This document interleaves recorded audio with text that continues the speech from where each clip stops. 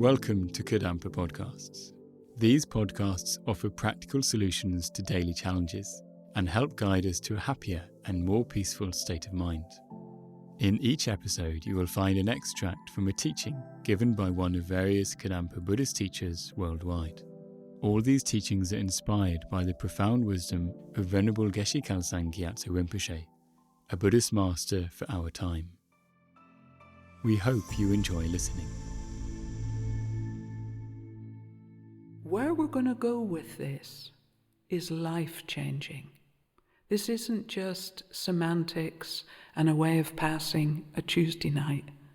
This is life-changing.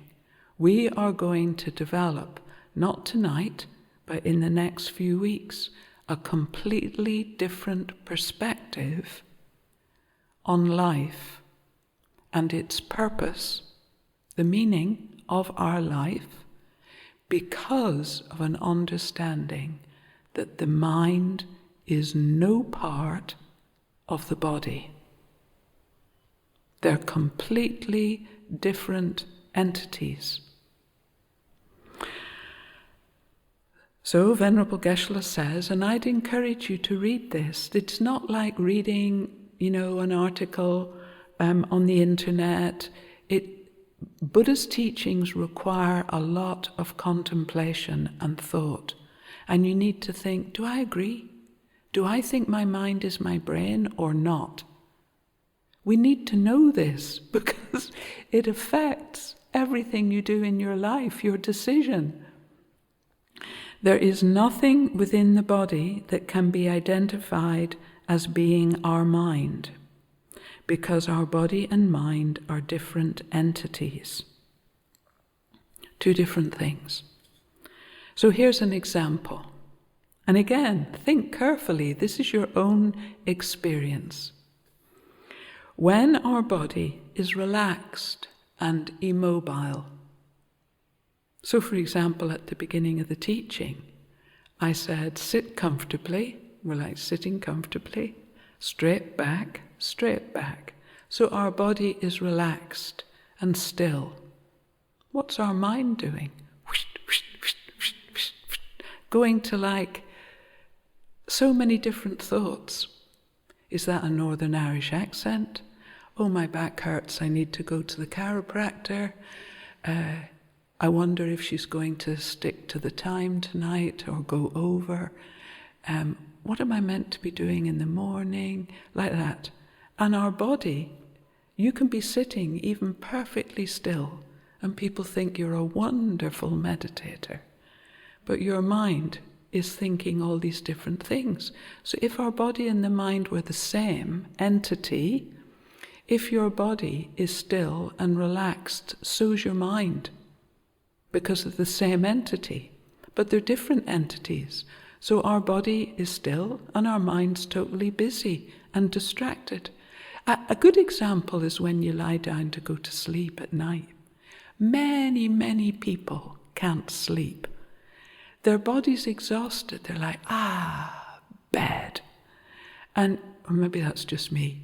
And then you're in bed, so your body's just lying there, and your mind is racing, and you can't get it to calm down.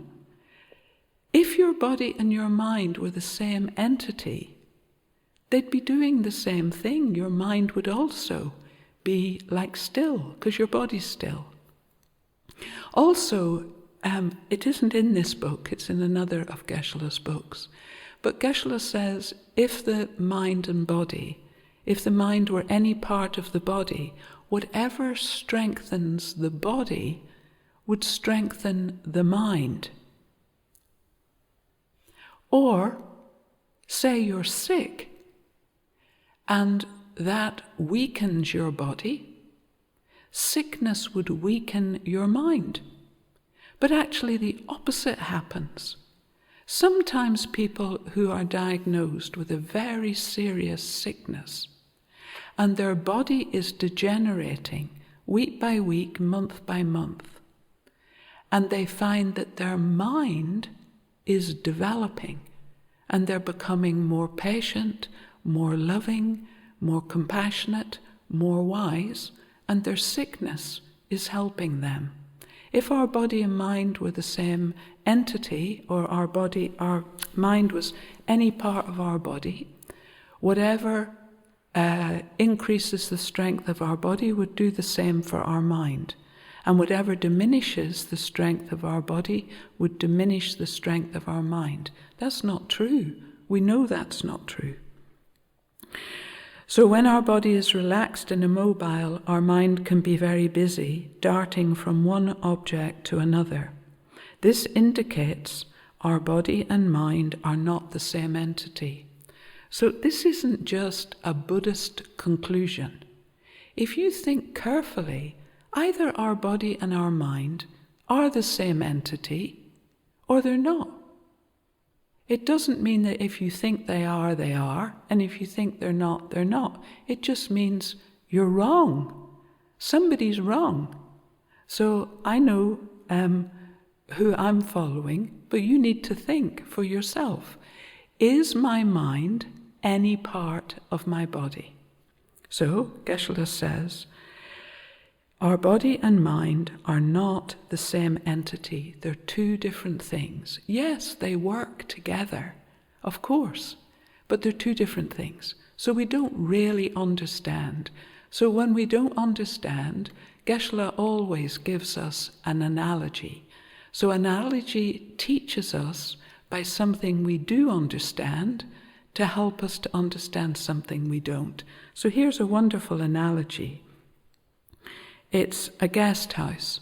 So the Lake District is full of guest houses. So the guest house is like our body.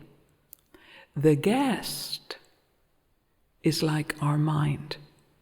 You think about that. So our body is like a hotel, an Airbnb, a guest house. And our mind is the guest. You'll learn a lot just by thinking about that analogy, and we're going to build on it in the coming weeks. Our body is compared to a guest house, and our mind to a guest dwelling within it. When we die, and none of us know when that will be, being young and healthy doesn't mean we'll die, doesn't mean we won't die soon. Being old and sick doesn't mean we will die soon. We don't know. So when we die, our mind leaves our body and goes to the next life. So we're going to learn more about this, like a guest leaving a guest house, going somewhere else. So what have we learnt so far? Our mind is not the brain, and our mind is not any part of the body. Our mind and our body are different entities. This isn't religious dogma, this is logical reasoning. Logical reasoning is just that Buddha kindly helps us think about it. You know, one of the sad things to me is that when we have a human mind and the opportunity to think deeply about the most meaningful topics, why would we not do that? We're not an animal, we're a human being. We can understand death, which we're also going to learn about in the future, in a few weeks. We can understand what happens when we die. We can understand how to prepare. So if, for example, we're understanding this teaching, and we think, my body and mind are separate entities. My body is like a guest house. My mind is like a guest. So the guest is not the guest house. So some of you here are voluntary visitors. This is like your guest house, Manjusri KMC. You arrive here, you're here, and then you leave here. So our mind is like that with our body. It arrives into our body at the time of conception and leaves at the time of death.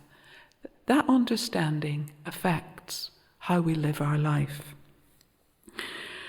If the mind is not the brain, nor any part of the body, what is it? So we're going to learn, then we're going to meditate on what we learn, and then we're going to build on this for the next 3 weeks. There's a huge amount to learn about the mind, but we're just going to learn the essence. So if the mind is not the brain, nor any other part of the body, what is it? So are you ready? If you've missed the whole teaching, listen to this part. There's a few people nodding there. It's not exactly encouraging.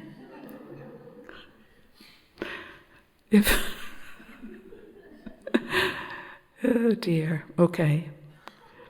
What is the mind? The mind, in this text, in this book, it is a formless continuum.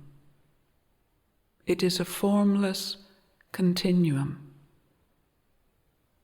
that functions to perceive and understand objects. So you can ask yourself or each other later, what is the mind? And you can reply, the mind is a formless continuum whose function is to perceive and understand objects. So we're going to learn more about this definition, but just for tonight. You know, we said the mind was not a physical object. The brain is a physical object. The mind is not a physical object. That means it has no form. Think about it. No form. What does that look like? No form, no color, no shape. What does that look like? Make an image in your mind. No form. It's not physical. No form, no color, no shape. Formless. Formless. The mind is a formless continuum. So continuum, I think we can understand, like a river, never stopping, moment by moment. So the mind is a continuum, but it has no form. So we're going to meditate on this in a minute, and we don't think much about objects that have no form. In fact, when I say, what does that look like? You're like, oh, I don't know. No shape, no color, no form. What does it look like? Empty space. It looks like, so between you and me, there's empty space. It has no form. It does have color, because the space between you and me, if we turn the lights out, goes dark or light. But mind, when in a moment when we're meditating on our mind, which is the meditation we're going to do, is really wonderful, takes a little bit of practice. My mind is a formless continuum, looks like empty space, but it's powerful, so powerful. It perceives and understands everything we perceive and understand. So, for example, we say, today is today is Tuesday. Is it Tuesday? Today is Tuesday. I know today is Tuesday. Do you know how I know? I nearly didn't, but do you know how I know today is Tuesday? Because my mind knows it. If my mind didn't know it was Tuesday, I couldn't know it's Tuesday. Our mind is what is understanding and perceiving everything. So we think, anyway, if I'm not careful, I'll go into another long teaching.